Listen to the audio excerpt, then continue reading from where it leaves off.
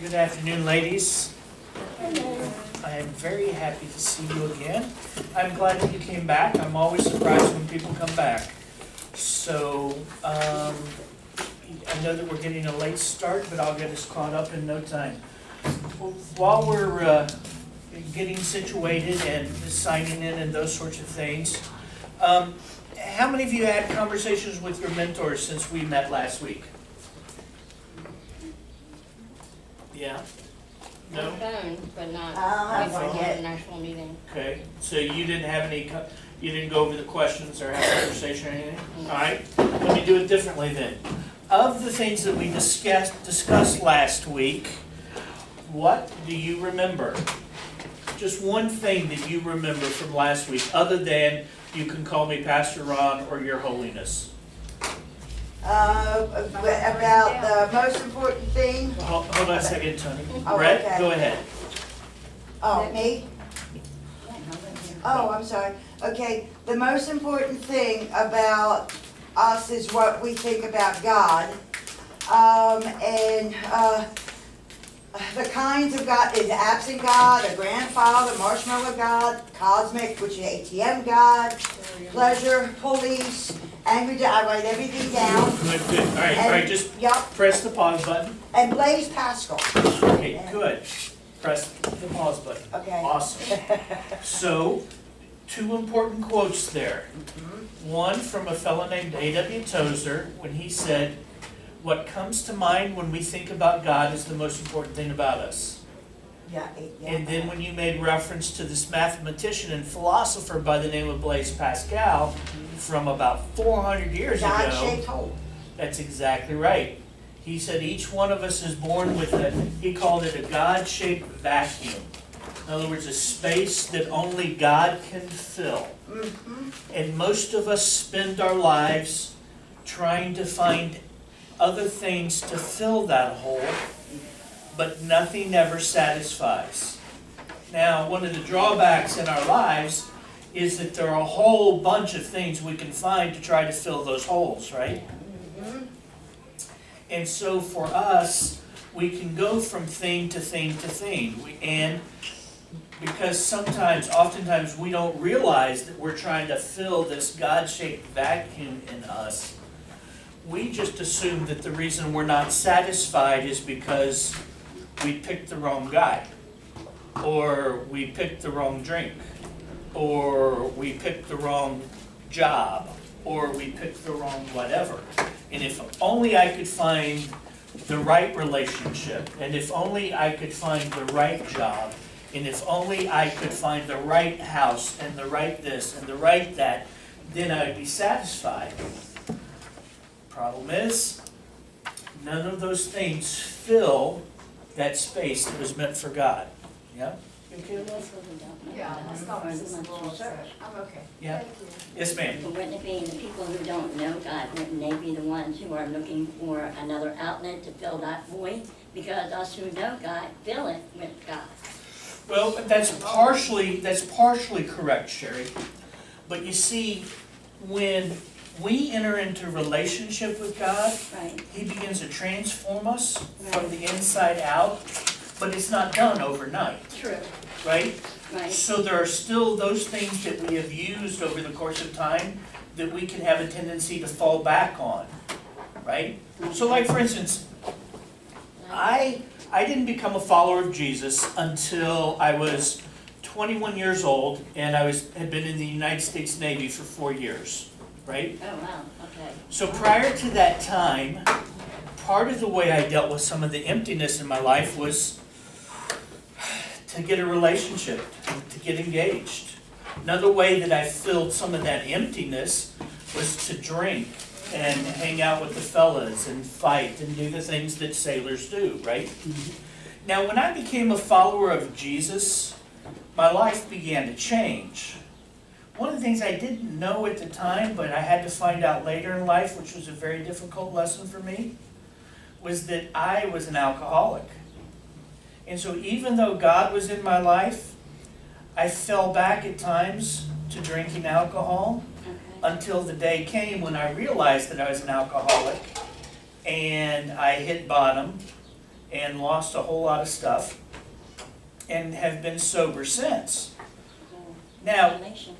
yeah, thanks, but the 6 years and 7 months and 14 days that I've been sober Awesome. have only been because of God. And here's the thing, even though God is in my life, guess what? I still want to drink from time to time, right? Yeah, but we'll always have that, even drug addicts will have that. That's that exactly right, Yeah. thought because, sometimes where, well, that, what do you wanna call it? Desire. Yeah, temptation. Temptation. that's sometimes. right, that's But right, depending Sherry. on the scenario or the situation at that time. That's right, that's right. So we have a tendency to fall back even after we've begun to follow Jesus, right? Right, yeah. Okay. And Brett, what was something you learned from last week? That God takes chaos and brings purpose and meaning and order. That's right, from what we read in Genesis 1, right? Yeah. Yeah. That God can take the most I need to chaotic, sign that. that God can take the most chaotic situation and He can bring order from it. And if He can do that with the entire universe, then that means there's a pretty good chance He can do it with all of us, right? He's just not gonna do it overnight. Right. And why isn't He gonna do it overnight, Brett? He didn't create the world overnight. He took days and thought and creativity and was pleased with every step he took. Right? He did order, he took things in order. And That's right. But one of the reasons we understand why God isn't going to change us overnight from some chaotic mess that maybe I've made for myself into perfect order is because if He did it overnight, I couldn't handle it. right, If it's Right. too much, too Yeah, overwhelming. yeah. Oh yeah, it would be too overwhelming, right? right. If I went from rock bottom drunk to all of a sudden I got my act together overnight, Right. I wouldn't know how to act. I wouldn't know how to relate to people. It'd be boring. So the reason God takes me a step at a time is so that I can adjust to how He's healing me. It's not because He can't do it instantaneously, it's because I can't handle instantaneously. Right? Does that make sense? Yeah. Good. And Linda, what did you learn from last week?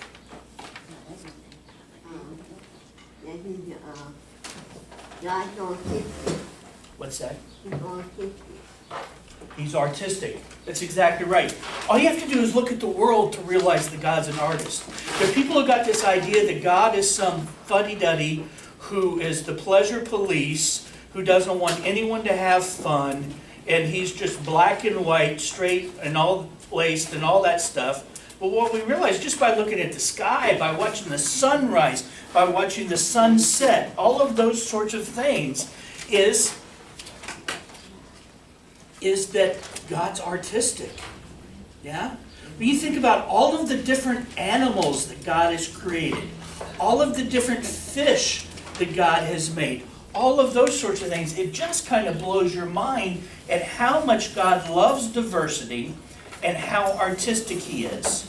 And that's one of the things we should remember, is that God is artistic and God is creative.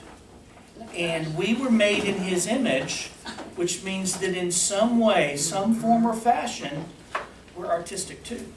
I mean, look at the world, look at the stars, look at the ocean, I mean, look at everything He created. He had to be artistic. And Victoria? Right. I'm Ron. It's nice to meet you. Victoria's my mom's name. You get extra points already. Awesome. Move to the head of the class. I like this class.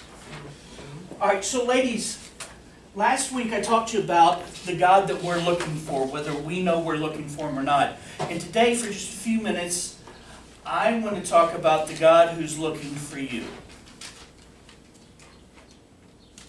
Okay? Most of us realize that from time to time we go looking for God, but what many of us do not recognize is that God has already been looking for you. Right? There's a beautiful story that Jesus tells that illustrates my point, I think, better than anything else. And so, do you guys have Bibles? Do we? I don't have Do we have some, do Yes, yes. you mind, Mandy? I think I Yeah, need right there. two.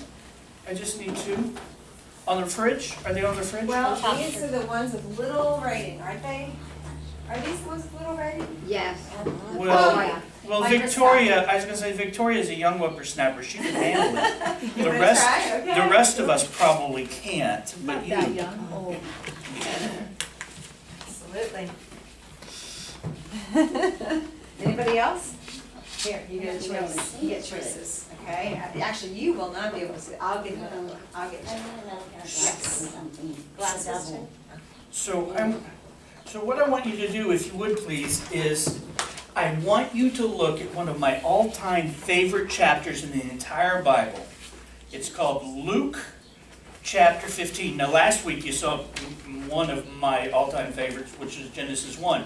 This is Luke chapter 15. Now, Luke is easy to find. Go to the table of contents, and then just find where Luke is, and then flip to that, and then just start flipping till you see the large number 15, right? The lost sheep. That sounds right. Down on the lost sheep. Is that the lost sheep? Mm-hmm.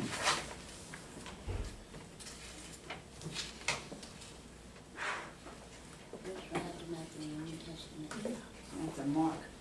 Yep, Matthew, Mark, Mark. Luke. John. There we go. Yeah, Matthew, Mark, Luke, John. Great to Mark. Just go all the way back. Yeah. Till the page number started. There he is. Uh-huh. There we go. And shows us out. This little stuff is. Boom, can you see that? Okay, can you do that again? And I'm getting my glasses.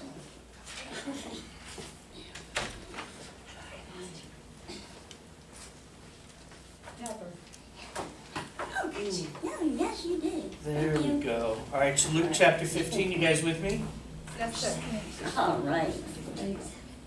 Okay, and so this is where, I tell you what, I'm gonna kind of give you the RSV, the Ron Streamlined version of verses 1 to 10, and then we're gonna look at verse 11 together, okay? All right, so here's the deal. Let me give you the setting.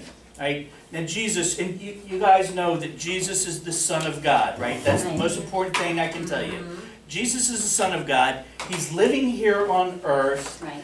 and he's hanging out with the wrong sorts of people. He's hanging out with people who don't darken the door of the temple, who don't know the Bible, they're not familiar with the Ten Commandments. Shoot, some of them don't even know that they're Ten Commandments, right? Right. They're people who've lived rough lives, some that have been involved in prostitution, some that have been involved with crime, you know, they lived the other side of the tracks, that kind of stuff, right? And that's who Jesus is hanging out with in Luke chapter 15.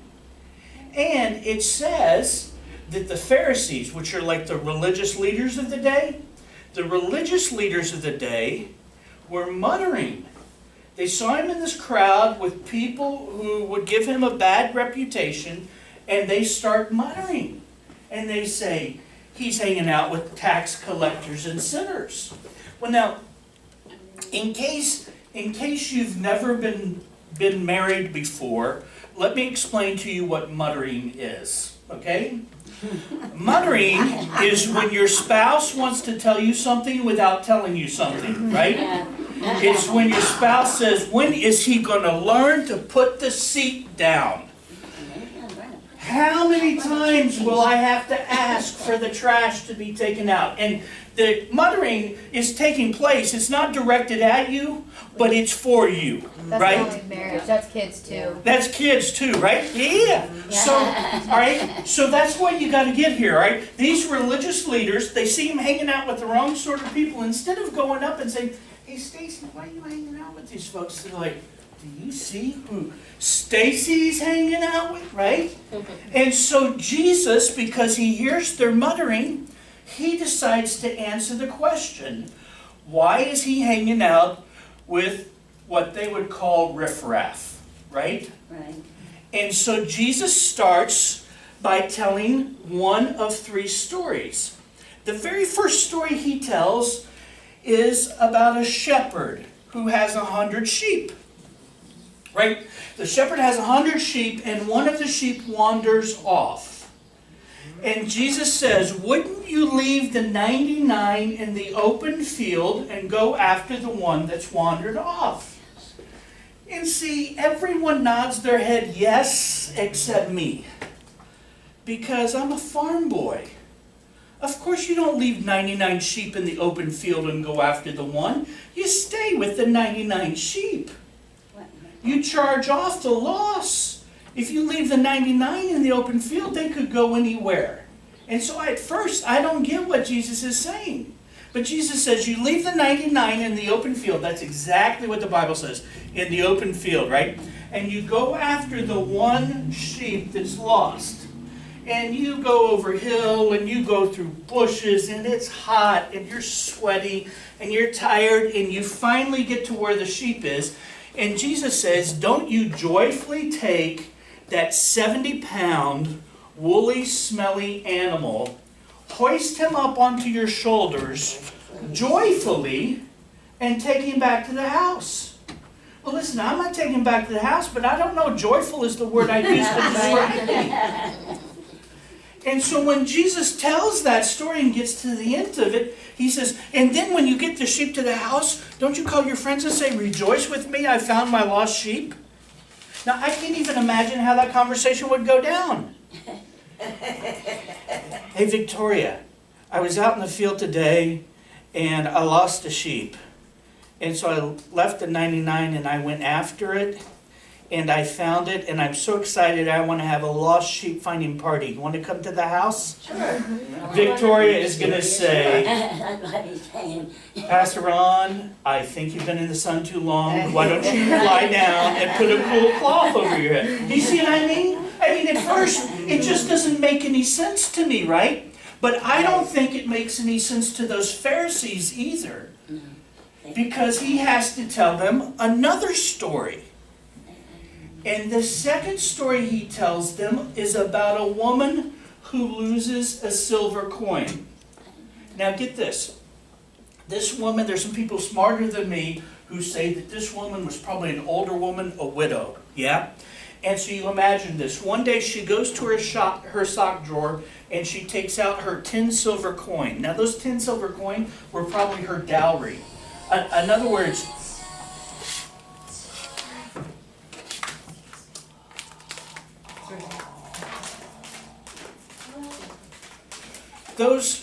those 10 silver coin were probably her dowry, meaning that was the gift given by her father when she got married, right?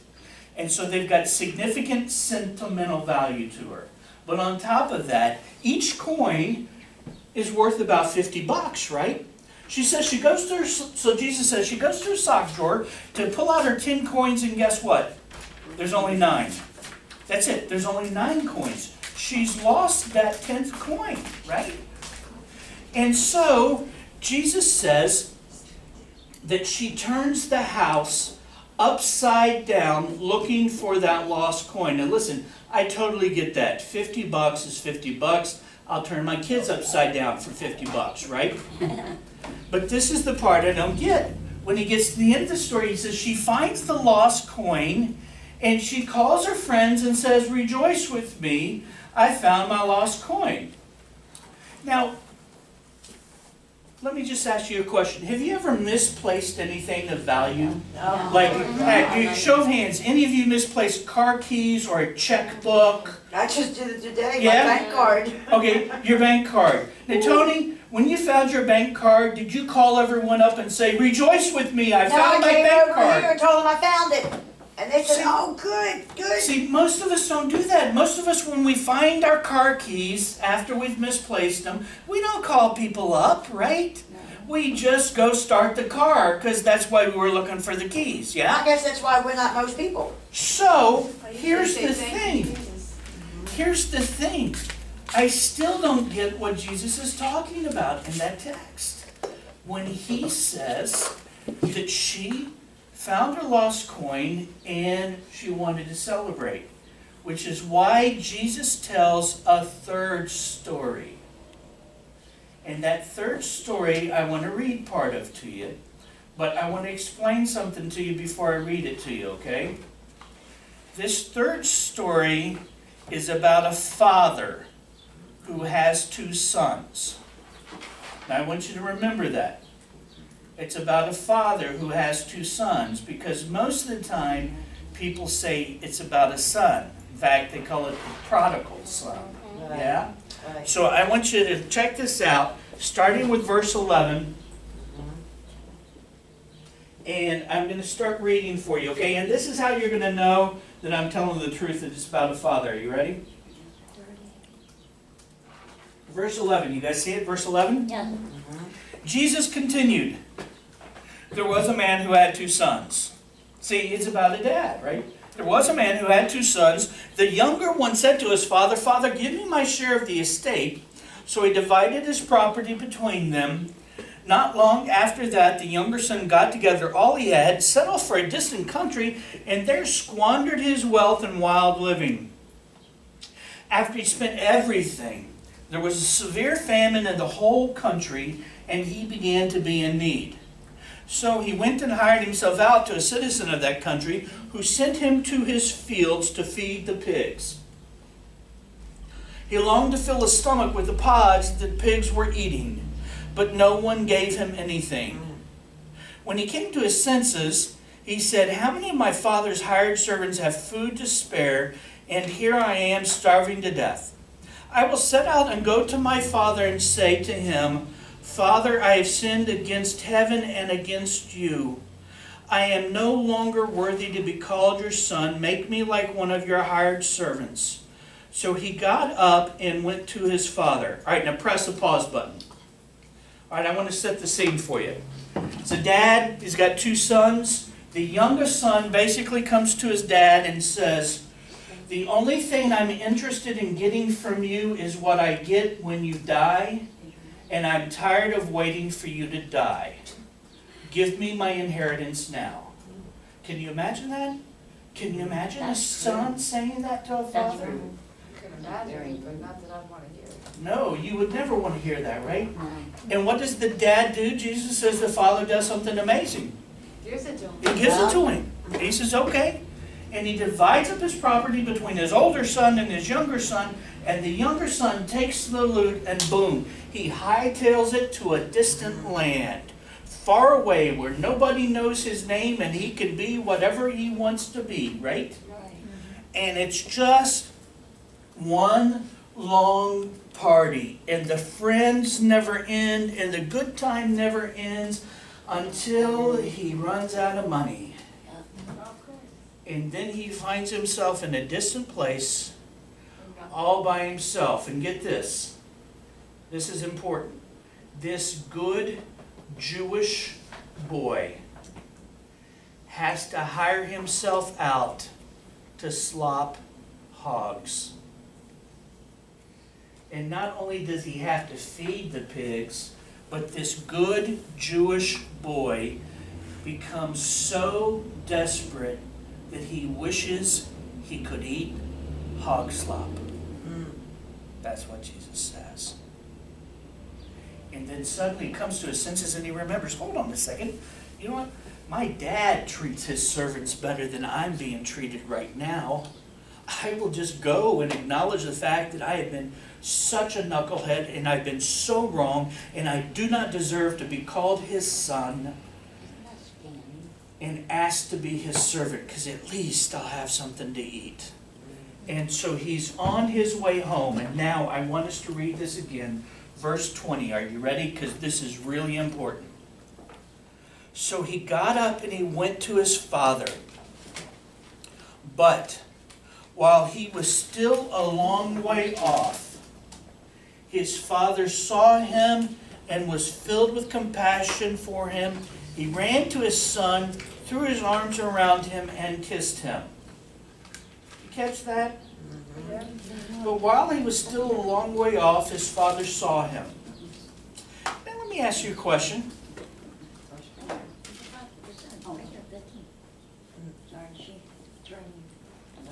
See the difference too tiny. So verse 20 tells us that while the son was still a long way off, the father saw him. Mm. Now, let me just ask you a question.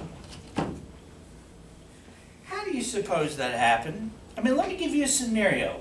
Do you suppose that what happened is that on the day the son decides to come from the distant land, I mean, there's no internet, there's no telephone, no telegraph. Dad does not know the son's coming, right? Do you reckon that just as he starts to crest the hill on his way to the house, Dad happens to come out front to clean the stoop? And while he's sweeping off the stoop, he happens to look out and goes, huh, that looks like my boy. Well, that is my son. Now, do you reckon that's what happened? No, No, What do you think, Brett? he's been looking for him since the day he left. He's been watching for him every day. He's been watching for him every day. That is exactly right. Now, this is the part I want you to get, ladies. The man in the story, the father in the story, is God. And each one of you is the daughter that he's been looking for every single day. And it doesn't matter what mess you've been in. It doesn't matter what you've done with your life, what you've done with your resources. It doesn't matter. Because this Father loves you so much, he is waiting and watching for you to come to him. And listen to the reception you get.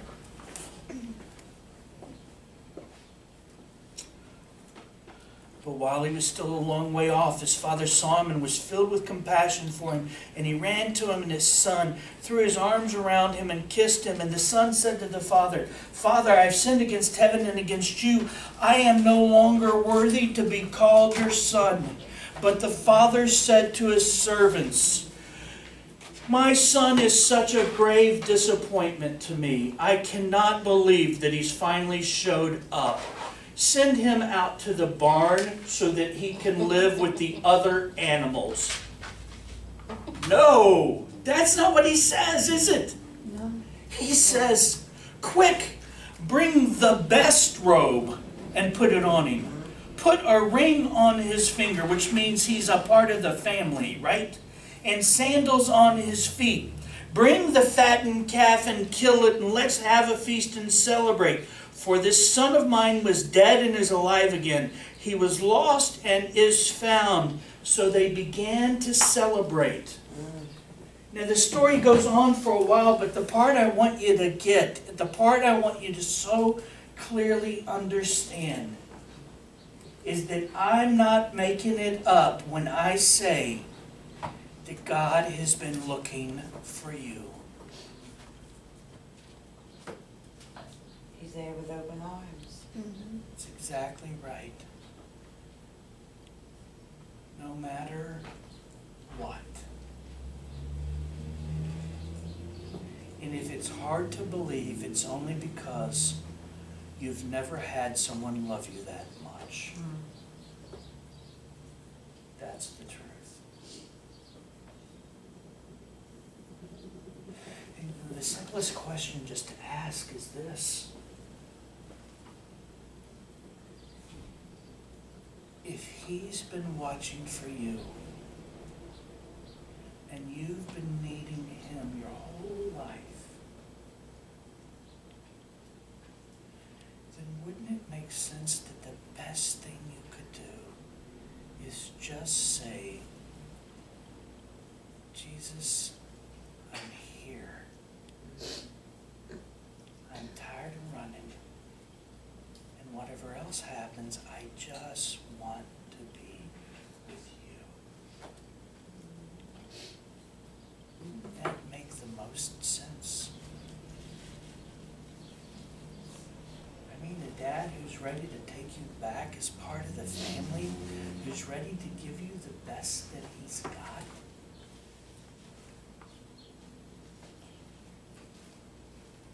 See, I reckon the only reason somebody wouldn't take that is because they're just not tired of running their own lives. Somewhere inside, they think they can still do a better job. And I want to tell you, I've lived long enough to know that none of us can. None of us can.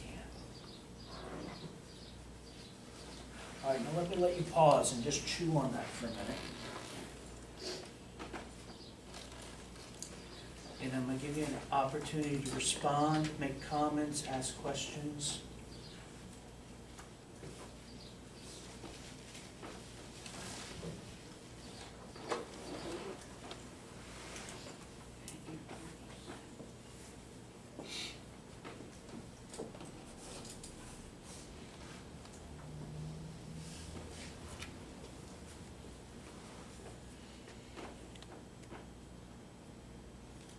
In fact, I tell you what, just so everybody gets a chance to speak, I'm gonna start with Stacy, and we're just gonna work our way around.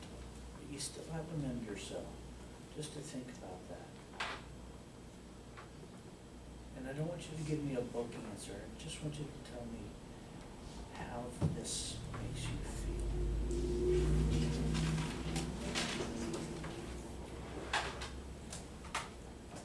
How does it make you feel to think that there's a God in the universe, and He's waiting and watching?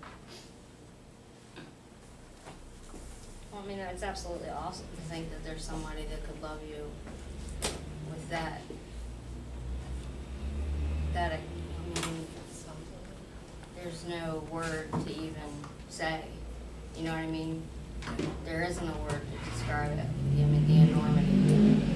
So, I mean, the amount, just the way that you described it, you know, it's just, you know, no, I mean, I know me personally, I've never been loved that way, so it's just,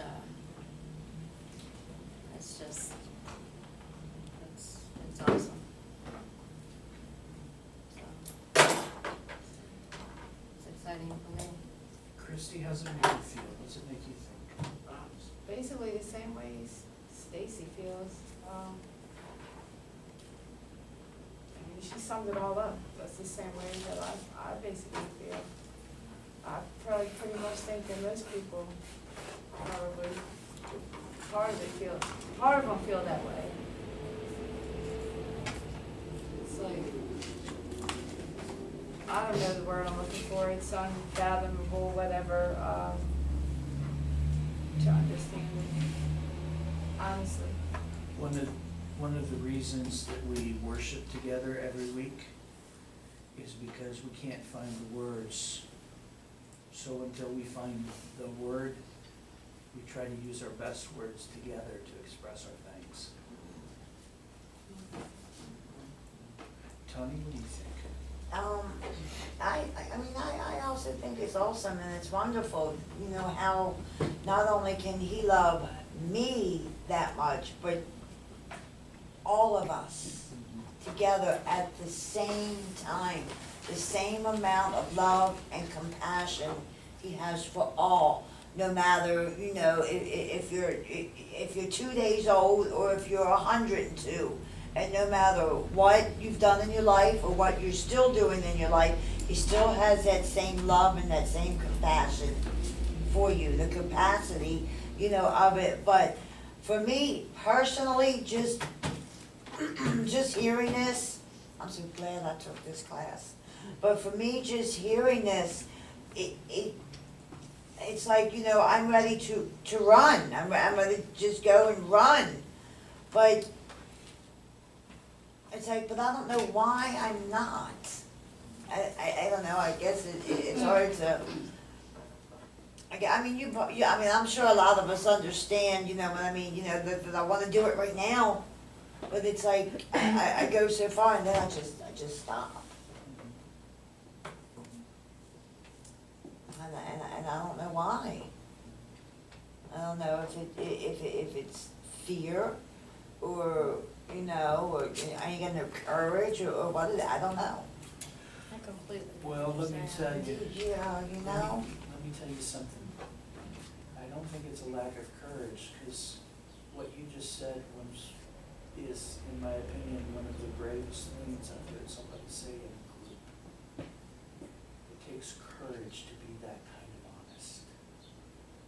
You know? So I remember that. Okay. It was a very Petsy thing you just did. I'm impressed, Well, thank you. and I'm not easily impressed. Sherry? What do you think? How does it make you feel when you think about God as that father waiting on the porch for you every single day, looking down the road, waiting for Sherry? How does it make you feel? How does it make me feel? Yeah. Wow. I have quite a few emotions going through me right now for that. Thinking about it, scared a little bit. I would be scared a little bit because of what I've done, because of sin.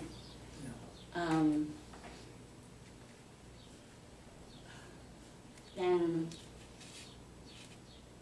I sit here or I stand there and I'd want to run to him because I would have missed him.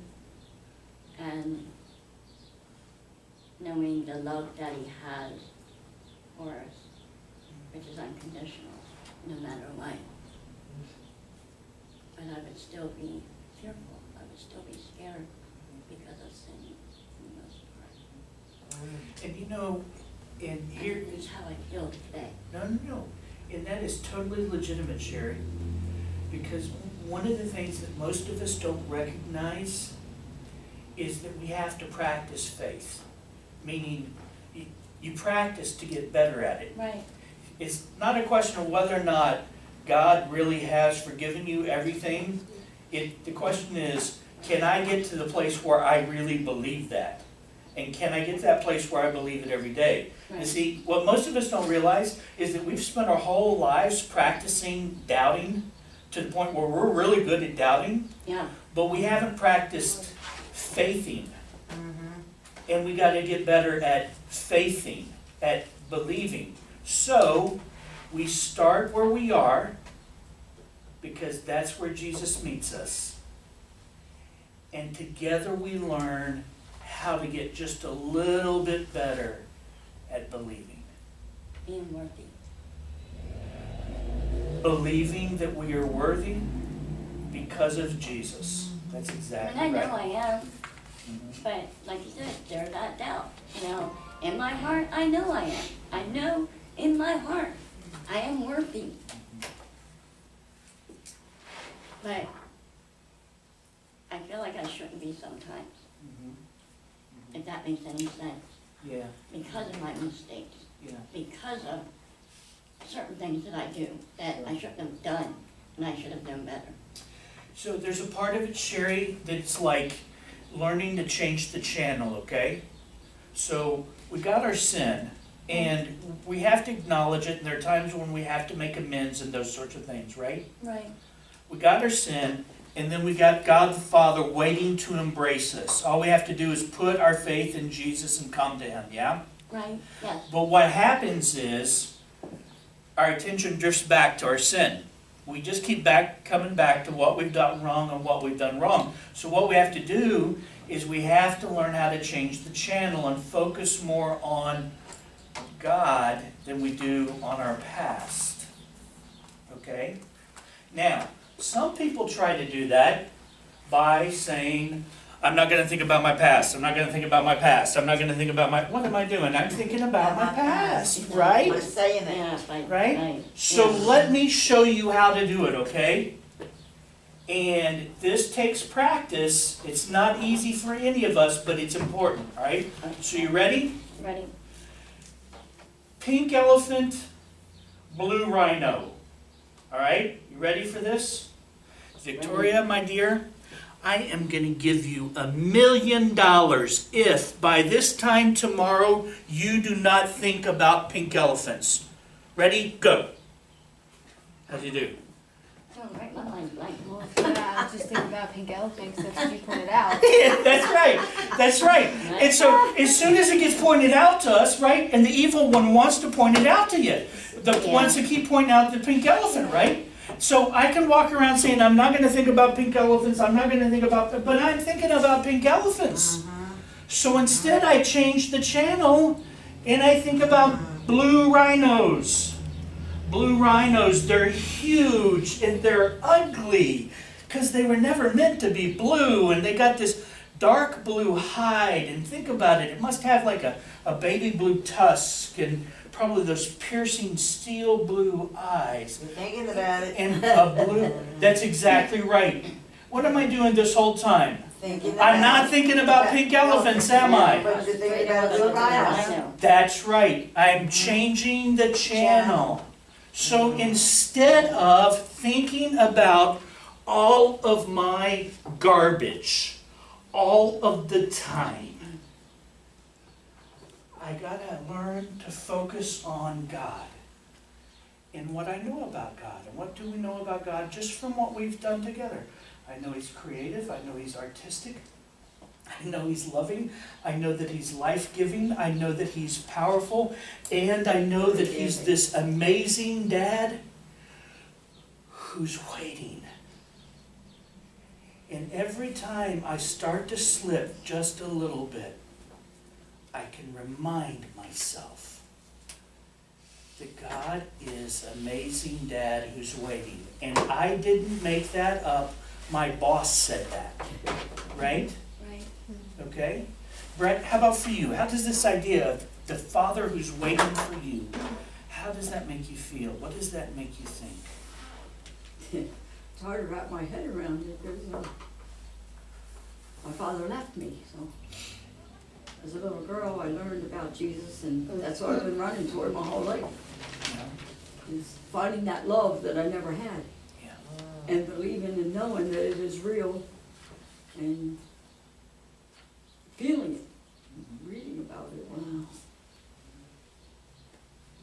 And experiencing and it. great, because the alternative was so horrible and horrific. I didn't want to run that way, I was running the other way, Yeah, so. yeah. Good. Thank you. Thank you. Linda? How it make me feel? Mm-hmm. Makes me feel comfortable. Comforted? Yeah. And then it feels the Father. And looking for me. He loves me. Yeah. Thank you. Yeah. Some days, on my loneliest days, I think about that. I don't feel so lonely, you know? Yeah. Victoria, my dear, how's it make you feel? What's it I feel make you? like he's making a mistake and doesn't know it. Yeah. Like when I was reaching out to my biological father, and then he blocked me on Facebook because he realized that was a mistake.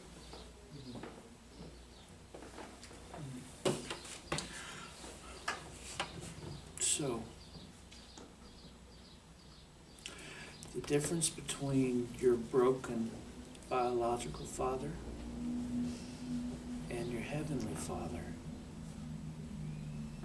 is that your heavenly Father lights up at the thought of you.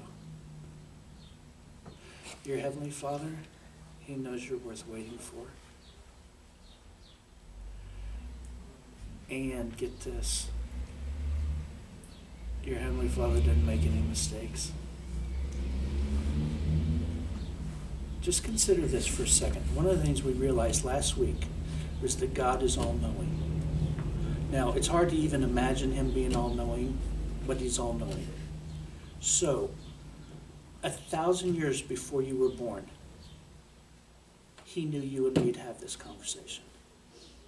Think about that. So that must also mean that 1,000 years before you were born, He would know about everyone who's ever hurt you. And He would know about every mistake you've ever made. And think about it. his eyes still light up at the thought of you. It's hard to get our heads around it because we're so used to thinking the other way. That's why we gotta learn to change the channel. Right? And it takes work. And it takes really amazing people like Mandy and others in our lives to help us realize it's true. Do you know? So ladies, we're gonna finish now, but this is what I wanna ask you to do for me. This is your homework, all right? Whether you talk to your mentor or not, this is the homework I have for you. Would you please read for me Psalm 103? Psalm 103. Would you read for me Psalm 103 for next week? In fact, I'll put it right up here on the board for you. Psalm 103. And you know how I just mentioned to Victoria that 1,000 years before she was born, God was thinking of her? This psalm was written almost 3,000 years ago. Wow. 3,000 years ago. And I am willing to wager money that God was thinking of all of you when he inspired David to write that psalm 3,000 years ago. See a pen? Can I borrow a pen? There's an extra one from the sign-in sheet. In fact, here, I'll tell you what. So she can have this one, she can have it.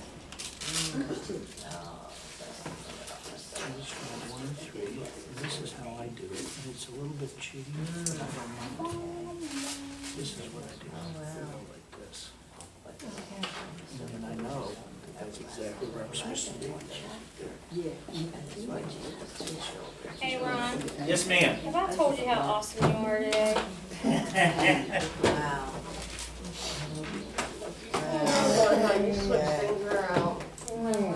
No, it's just.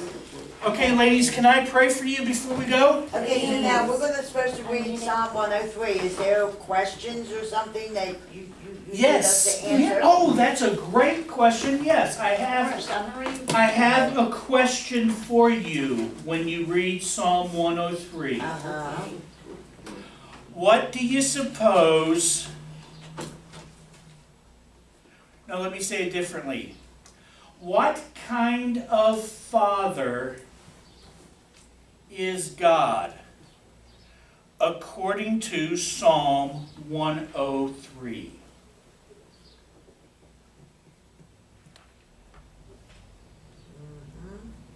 What kind of father is God? Oh. You know, Brett, I took your pen. It's okay. I left you hanging. Right here, I just looked at number 17. But the loving kindness of the Lord is from everlasting to everlasting on those who fear him, and his righteousness to children's children.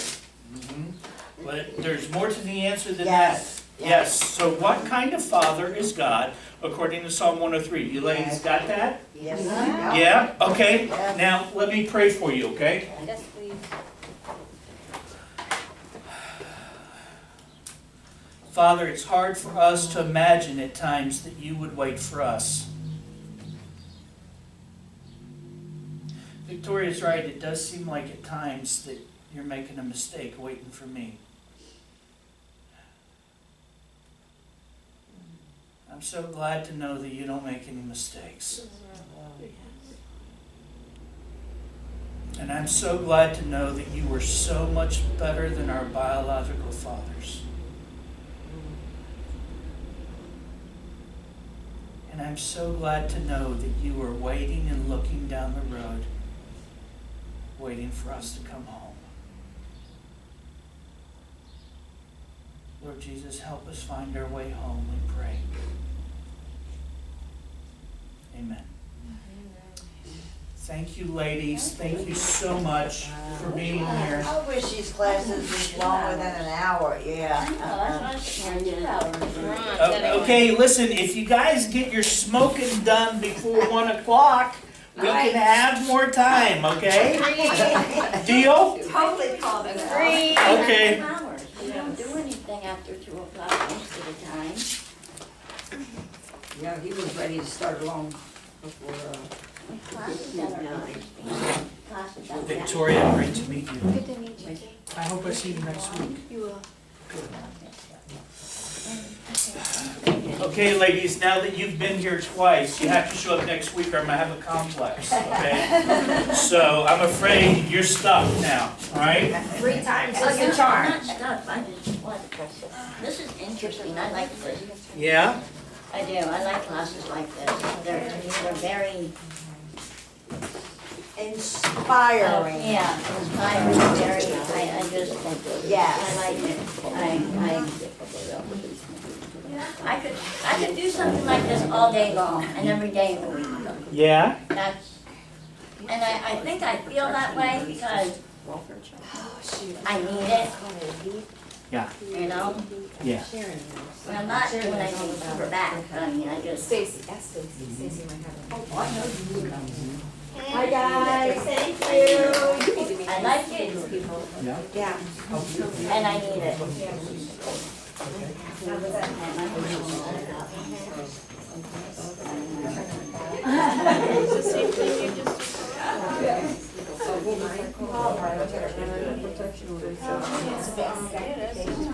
For assault.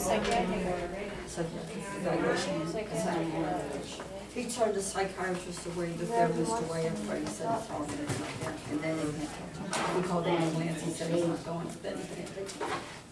So I'm going to hospital, and then see if I can get. You're gonna get psychiatric. Psychiatric evaluation. Alright, that's what I hope it goes out alright. You know, how is he getting? How's he getting over? Somebody in the house is getting over. Not necessarily. Yeah, he can't walk, Stace. He hasn't walked for a week. So, yeah, necessarily. If he hasn't walked, then somebody's getting for him. Yeah. Me. Either that or he's sobering up long enough to go out and No, get it. he ain't come out of the basement for a week. There's no way out. Except up those stairs, he can't make the stairs. So when I you're gave him not a there, potty chair when and you're not there, For the basement, somebody he couldn't make it can. upstairs to the bathroom. I got him a potty chair 10 days ago. He can't make it to the potty chair. Sure he ain't going out in the middle of the night? No. They've already either stockpiled them somewhere, you know what I mean, bought a lot somewhere, stashed it in the basement somewhere. No, No, you he need come out to of the go look. basement. Is it your house? No, it's his house. Oh, No, they okay. smoke, I can't go down in there. Okay, I It's all understand trapped, all now. them smoking. Alright, I thought it was your house. No, I wouldn't have apologize. that in my house. Okay. He would've had no say in my house, I would've had. Right, well, see, I didn't I would've know. got You're that. enabling him by giving him the five chair and stuff. Well, that was to help him,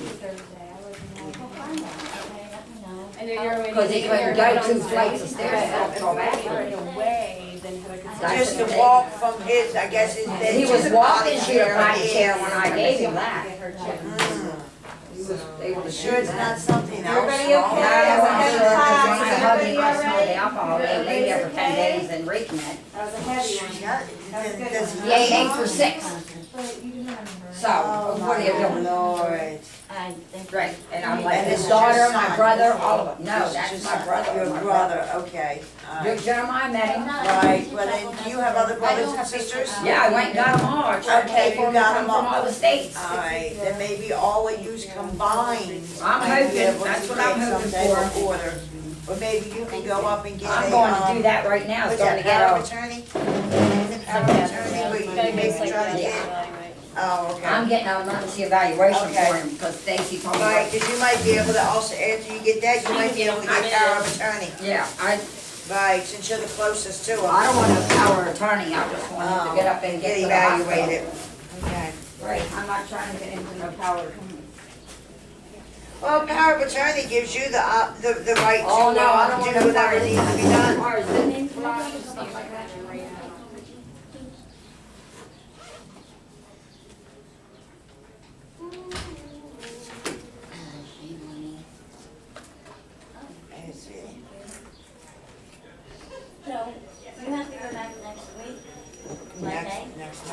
No, not next Monday, the following Monday, Following Monday? unless she okay? changes it again. Alright, at 7:30, right? Yeah, Alright, I'm gonna ask mine if I can come up, and I'll just come up with you. If that's alright, if you don't mind having a partner coming no, up. okay. Okay. Let me get over there, I gotta- So Kara and Brittany were together, huh? Yeah. I don't know if they was together, but they was, I don't know, if maybe Brittany might have brought Kara. Brittany's the one that drives, right? No, No, Kara. which one was the dark hair? The dark hair and the sort of heavy, well, they're both kind of heavy. Right, but what's the dark one with the hair black is hair? Brittany. The black hair is Brittany, she's Yeah. the one that walks real slow. Yeah, Alright, then the other one is Kira, okay, Kira Kara. was driving then, yes. okay, Okay. you're driving? Yeah, Brittany, I mean, the dark-headed girl wasn't, she was too Yeah, she's too got strung brain- out she's got to walk. brain issues. She was, yeah.